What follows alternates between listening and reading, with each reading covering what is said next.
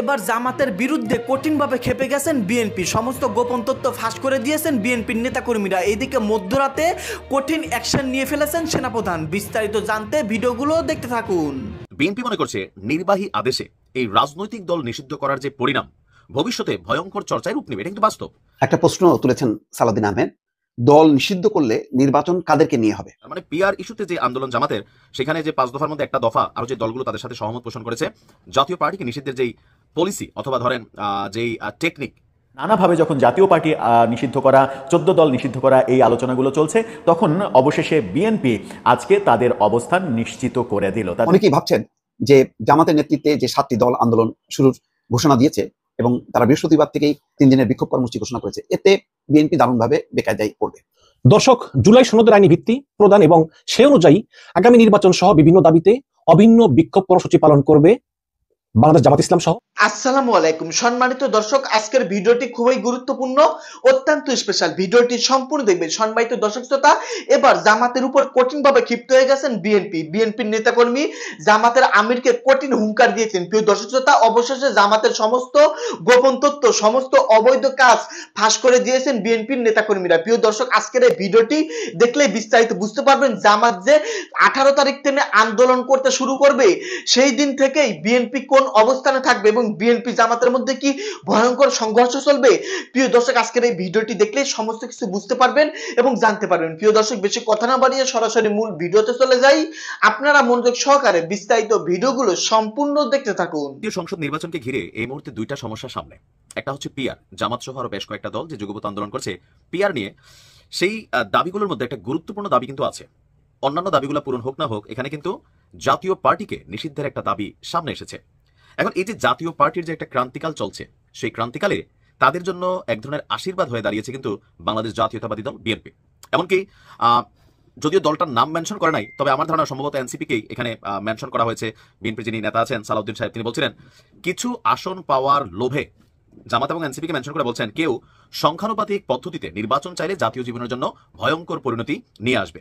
এরপরে একটা বক্তব্যের যখন সামনে আসলো যে জাতীয় পার্টি এবং 14 দল নিষিদ্ধের যে দাবি, বিএনপি মনে করছে নির্বাহী আদেশে এই রাজনৈতিক দল নিষিদ্ধ করার যে পরিণাম ভবিষ্যতে ভয়ঙ্কর চর্চায় রূপ নেবে, এটা কিন্তু বাস্তব। বিএনপি কথা কেন বলছে যে ধরেন একটা দল বাংলাদেশে কখনো টানা ক্ষমতায় থাকে না, আওয়ামী লীগ দেশ থেকে নাই হয়ে যাবে, এটা আসলে বিএনপিও বিশ্বাস করে না, জামাতও করে না। এখন যেটা সেটা হচ্ছে রাজনৈতিক প্রভাব প্রতিপত্তি বা সরকারে যারা আছেন তাদের মাধ্যমে কিছু কাজ আইন করে করা যাবে, কিন্তু পরবর্তী সময় এগুলা থাকবে না, টিকবে না। এরপরে যখন আবার আওয়ামী লীগ আসবে, তো তারাও তো অনেককে নির্বাহী আদেশে এরকম নাই করে দেবে। এখন জামাত কেন চাইছে? জামাতকে কিন্তু আওয়ামী লীগ টেকনিক্যালি নির্বাহী আদেশ দিয়ে কিন্তু জামাতকে নিষিদ্ধ করে ফেলছিল। তো জামাত কি রাজনীতি করতেছে না? তাদের জনপ্রিয়তা কি কমে গেছে? কমে যায় নাই, বরঞ্চ অতীতের তুলনায় শক্তভাবে এখন কিন্তু তারা রাষ্ট্র ক্ষমতায় যাওয়ার জন্য প্রস্তুতি নিয়েছে এবং কি মোটামুটি তাদের জয় জয় করা আছে। তো বিএনপি মনে করছে যে এই মুহূর্তে এরকম নির্বাহী আদেশে রাজনৈতিক দল নিষিদ্ধ যদি করা হয় তাহলে ভবিষ্যতে সেটা খারাপ হবে। আর নির্বাহী আদেশে যদি রাজনৈতিক নিষিদ্ধ করতে যায় রাজনৈতিক দলগুলোকে, তাহলে আওয়ামী লীগের সাথে যুক্ত 28টি দলকেই নির্বাচনে কিন্তু নিষিদ্ধ করতে হবে। তাহলে নির্বাচন কাদের নিয়ে হবে? এটার উদ্দেশ্য এমন হতে পারে যে নিজেদের অতিরিক্ত সুবিধা নিতে আন্দোলনকারীরা আরো দলের নিষিদ্ধের দাবি জানাচ্ছে। এতে জাতীয় ঐক্য বিনষ্ট হবে আর এই সূত্র ধরে পতিত শক্তি মানে আওয়ামী লীগ সুযোগ পাবে। তো বিএনপির স্ট্যান্ড কি? নির্বাহী আদেশে রাজনৈতিক দলের নিষিদ্ধ চায় না বিএনপি এবং এই বিষয়ে বিচার প্রক্রিয়া নির্ধারণ করা উচিত।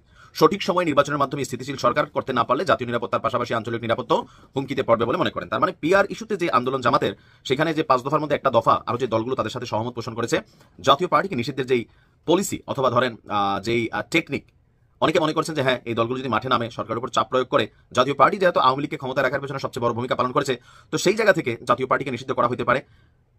তো এই ক্রান্তি লগ্নে জাতীয় পার্টির বিএনপির এই সাপোর্টটা তাদের জন্য মেঘ না চাইতে অনেকটা বৃষ্টির মতন। কিন্তু অনেকেই ভাবছেন যে জামাতের নেতৃত্বে যে 7টি দল আন্দোলন শুরুর ঘোষণা দিয়েছে এবং তারা বৃহস্পতিবার থেকেই 3 দিনের বিক্ষোভ কর্মসূচি ঘোষণা করেছে, এতে বিএনপি দারুণভাবে বেকায়দায় পড়বে। আসলে কি বেকায়দায় পড়লো?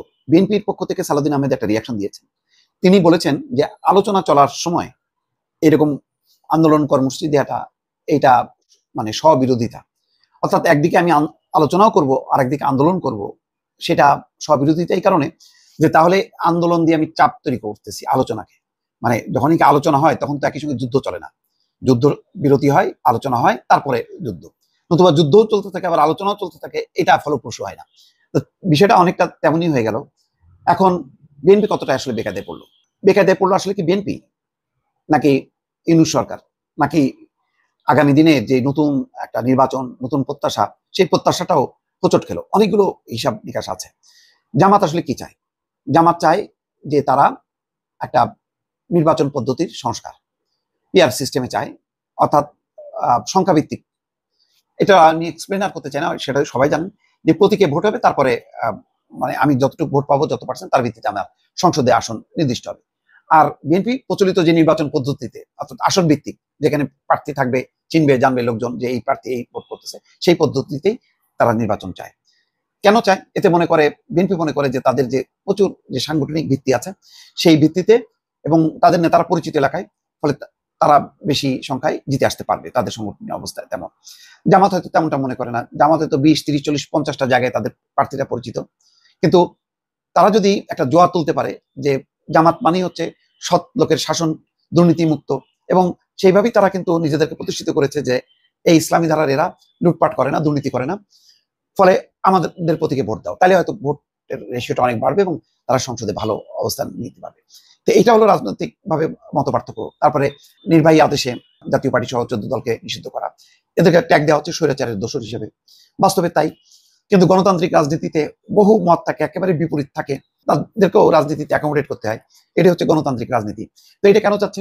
বলা হচ্ছে যে জামাত মানে এই দলগুলোকে নিষিদ্ধ যত করবে, যত সরে যাবে, তার অবস্থানটা তত বেশি হবে, তার মানে এই পক্ষের ভোটারদের ভোটটা তার দিকে যাবে। কেন যাবে? জামাত হয়তো আওয়ামী লীগের নেতাদের, কর্মীদেরকে বলছে যে তোমাদের রাজনৈতিক কার্যক্রম নিষিদ্ধ থাকলো, কিন্তু তোমাদের নিরাপত্তা, তোমাদের বাড়ি ঘর লুট হবে না, কোনো মামলা হবে না, সেই নিরাপত্তাটা এশিওর করতেছে।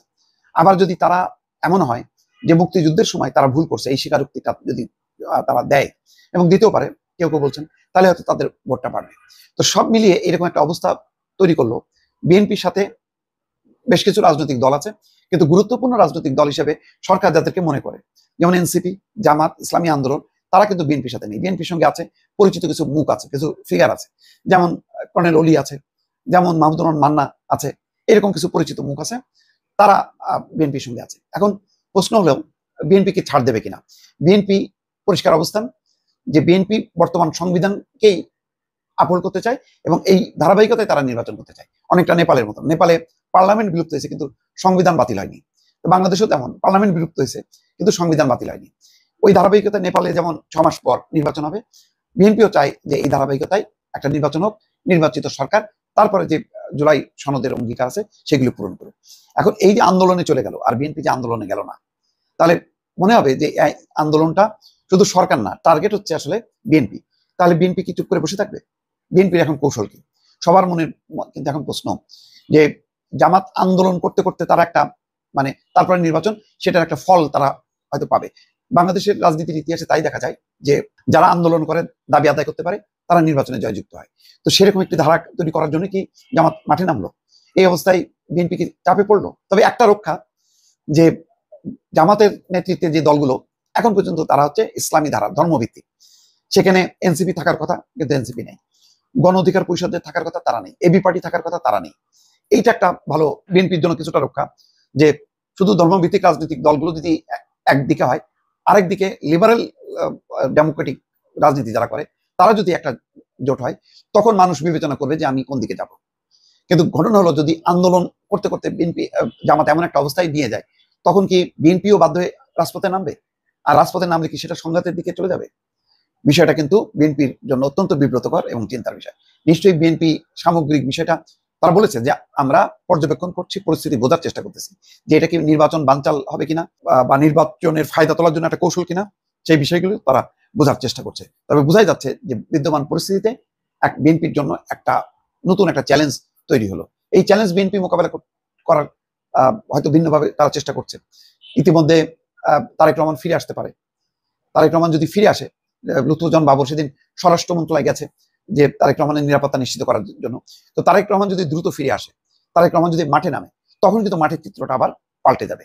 কারণ একটা রাজনৈতিক শূন্যতা, অনেকদিন থেকে বিএনপি একা একা ফাইট করছে, তার উপরের নেতৃত্ব নেই। খালেদা জিয়া আগে বন্দী ছিলেন, এখন তিনি অসুস্থ, ফলে খালেদা জিয়ার পক্ষে মানে দলের অফিস করা, দলকে নির্দেশনা দেওয়া, প্রাত্যহিকভাবে যে কর্মকাণ্ডগুলো দলীয় প্রধানরা করে, সেই অবস্থায় খালেদা জিয়া নেই। তারেক রহমান আপ্রাণ চেষ্টা করছেন লন্ডন থেকে জুম মিটিং এর মাধ্যমে সেটি বাস্তবায়ন করার জন্য।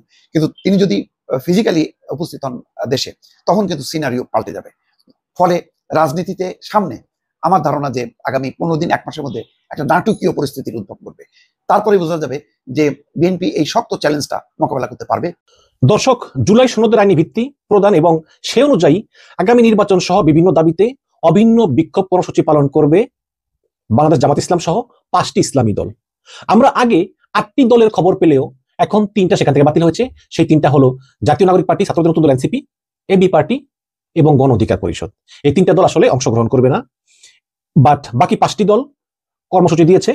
18ই সেপ্টেম্বর ঢাকায় বিক্ষোভ এবং 19শে সেপ্টেম্বর সকল মহানগরী বিভাগ এবং 26শে সেপ্টেম্বর সকল জেলা উপজেলায় বিক্ষোভ।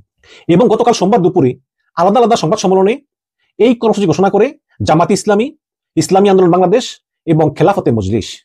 আগের দিন রোববার সাংবাদিক সম্মেলন করে কর্মসূচি ঘোষণা করে বাংলাদেশ খেলাফতে মজলিস। আজকে নিজামে ইসলাম পার্টি একই কর্মসূচি ঘোষণা করবে। সুতরাং ধরাই যায় যে এই 5টি ইসলামী দল তারা এক হয়ে এই আন্দোলন করার সিদ্ধান্ত নিয়েছে। তাদের 5টা দাবি, সেখানে এই দাবির মধ্যে রয়েছে জুলাই জাতীয় সনদের ভিত্তিতে আগামী ফেব্রুয়ারিতে নির্বাচন আয়োজন করা, আগামী নির্বাচনে উভয় কক্ষে পিআর পদ্ধতি চালু করা, অবাধ, সুষ্ঠু ও গ্রহণযোগ্য নির্বাচনের লক্ষ্যে সকলের জন্য লেভেল প্লেইং ফিল্ড নিশ্চিত করা, ফ্যাসিস্ট সরকারের সময় সকল জুলুম, নির্যাতন, হত্যা এবং দুর্নীতির বিচার দৃশ্যমান করা এবং স্বৈরাচারের দোসর জাতীয় পার্টি সহ 14 দলের কার্যক্রম নিষিদ্ধ করা। গত 3 দিন আগে প্রথম আলোতে বলেছিল যে 8টি দল এই আন্দোলনে যাচ্ছে। এই 8টি দলের ভিতরে গণ অধিকার পরিষদ, তারপরে এনসিপি এবং এবি পার্টিও রয়েছে।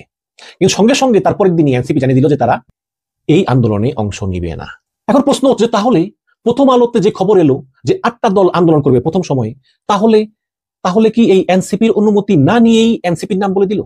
দর্শক, আমার মনে হয় যে এই যে আন্দোলনে যাবে জামাত ইসলাম সহ 5টা দল, এখানে এনসিপির কোনো না কোনো পর্যায়ে অংশগ্রহণ ছিল বা আছে বা হয়তো ভবিষ্যতেও থাকবে। ডাকসু নির্বাচনে জয়ী হয়ে যেমন জামাত ইসলাম চরম আত্মবিশ্বাসী, আবার একইভাবে যেই ছাত্রদের নেতৃত্বে 1 বছর আগে জুলাই আন্দোলন হলো এবং স্বৈরাচার পালিয়ে গেল, সেই ছাত্রদের ডাকসু নির্বাচনে ভরাডুবি হলো। এই কারণে কিন্তু এনসিপি তীব্র হতাশায় ভুগতেছে। এবং এনসিপির একটা গ্রুপ যেমন হাসনাত সার্জিস, তারা বলতেছে যে জামাত ইসলামের সঙ্গে আমাদের আসলে নির্বাচনী জোট করা উচিত এবং আমাদের এই আন্দোলনে অংশগ্রহণ করা উচিত। অন্যদিকে নাহিদ আক্তার সহ মাহফুজ এবং আসিফ তারা মনে করতেছেন যে জামাত ইসলাম আসলে ক্ষমতা আসতে পারবে না, জামাত ইসলাম প্রধান বিরোধী দল হবে। যদি ক্ষমতা আসতেই না পারি, তাহলে শুধু শুধু জামাতের সঙ্গে জোট করে লাভ কি? তো আমরা যদি এখনো নির্বাচন করি, সেই তো বিরোধী দলই আমরা যাবো যদি 2টা আসন পাই। সুতরাং তারা বলতেছেন যে আসলে জামাতের সঙ্গে যাওয়াটা ঠিক হবে না। এবং এই নিয়ে কিন্তু এনসিপির ভিতরে একটা মনোমালিন্য আছে, একটা কোন্দল আছে, এবং এই কোন্দলের জোরে কিন্তু এনসিপি ভেঙেও যেতে পারে। এনসিপির অবস্থা ভালো না। এনসিপির ভিতরে এক গ্রুপ হচ্ছে বামপন্থী, আরেক গ্রুপ আবার ডানপন্থী। এই বাম ডানের ভিতরে যে একটা তীব্র ক্ষোভ ভিতরে ভিতরে দানা বাচ্ছে, সেই ক্ষোভের বিস্ফোরণ কখন হয় সেটাই দেখার অপেক্ষায় আছি। গণ অধিকার পরিষদ তারা আসলে একটু বিরক্ত, বিশেষ করে জামাত ইসলামের পরামর্শে নুরুল হক নূর তিনি জাতীয় পার্টির অফিস বন্ধ করতে গেলেন বা জাতীয় পার্টির সেখানে মানববন্ধন করতে গেলেন। সেখানে সেনাবাহিনীর মার খাওয়ার পরে তিনি হসপিটালে গেলেন। সেখানে অনেক আশ্বাস দেওয়া হয়েছিল সরকারের পক্ষ থেকে, কোনো কিছু বাস্তবায়ন হলো না। এই কারণে তিনি মনে করতেছেন বা তারা মনে করতেছেন যে না, আর কোনো দিকে নাই, এখন আমরা নিজেরাই অগ্রসর হব। আর এবি পার্টির কথা কি বলবো, এটা তো আরো রহস্যময়। এরা কখন কি বলে কখন কি করে আমি কিচ্ছু বুঝি না। ব্যারিস্টার ফুয়াদ আছেন, মঞ্জু আছেন, এরা তো রহস্যময় মানুষ। এদের কখন কোন জায়গা থেকে কি ওহী নাজিল হয় সেটা আল্লাহ পাক জানেন। তো এই 3টা দল অংশগ্রহণ করবে না। 5টা দল অংশগ্রহণ করবে, জামাত ইসলাম, খেলাফতে মজলিস, বাংলাদেশ খেলাফতে মজলিস, ইসলামী শাসনতন্ত্র এবং নিজামে পার্টি। তো এই 5টা ইসলামী দল তারা 5টা দাবিতে তারা আন্দোলন করবে। এবং এই আন্দোলন নিয়ে কিন্তু অলরেডি এনসিপি একটি বিবৃতি দিয়েছে। এনসিপি বলেছে যে তাদেরকে জড়িয়ে যে আন্দোলনের সংবাদ প্রচার করা হয়েছে সত্য নয়, তারা আসলে কোনো আন্দোলনে অংশগ্রহণ করবে না। এবং এনসিপি হুঁশিয়ার করে বলেছে যে এই ফেব্রুয়ারি নির্বাচনের আগে যদি এই দাবি দাওয়া নিয়ে ঐক্যমত্য না হয়, তাহলে দেশে একটি ঘোরতর অরাজক পরিস্থিতি তৈরি হবে, জাতীয় নিরাপত্তা বিঘ্নিত হবে এবং সেনাবাহিনী ক্ষমতায় চলে আসতে পারে। খেয়াল করবেন, এনসিপি বলতেছে যে সেনাবাহিনী ক্ষমতায় চলে আসতে পারে। এখন ডাকসু নির্বাচন জেতার পরে জামাত ইসলাম মনে করতেছে যে আমাদের আসলে বসে থাকার সময় নাই। যদি প্রচলিত পদ্ধতিতে নির্বাচন হয়, যেমন ফার্স্ট পাস্ট দ্য পোস্ট নির্বাচন হয়, তাহলে আমরা যেমন ডাকসুতে একটা বিশাল বিজয় পেয়েছি, সম্মানিত দর্শক, আশা করতেছি বিস্তারিত ভিডিওগুলো আপনারা সম্পূর্ণ মনোযোগ সহকারে শুনেছেন এবং দেখেছেন। প্রিয় দর্শক শ্রোতা, আজকের এই ভিডিওতে আপনারা যে আলোচনা শুনতে পারলেন, যে প্রতিবেদন দেখতে পারলেন, জামাতের বিরুদ্ধে বিএনপির নেতাকর্মীরা কি বলতেছে এবং বিএনপি দল জামাতের উপর কেন ক্ষিপ্ত হচ্ছে, প্রিয় দর্শক আপনারা ভিডিওতে যেসব রাজনৈতিক বিশেষজ্ঞদের মুখ থেকে আলোচনা শুনতে পারলেন, প্রিয় দর্শক সবকিছু মিলিয়ে দেশের একজন সাধারণ সচেতন নাগরিক হিসেবে আপনাদের কাছে কি মনে হচ্ছে, আমাদের দেশের সামনে কি হবে? প্রিয় দর্শক, আপনাদের মূল্যবান মন্তব্যটি ভিডিওর কমেন্টে অবশ্যই লিখে জানিয়ে দিবেন। প্রিয় দর্শক, ভিডিওটি এখানে শেষ করছি। দেখা হবে খুব শীঘ্রই নতুন আপডেট বিগ নিউজ নিয়ে। ভিডিওটি সম্পূর্ণভাবে দেখার জন্য আপনাদের সবাইকে অসংখ্য ধন্যবাদ।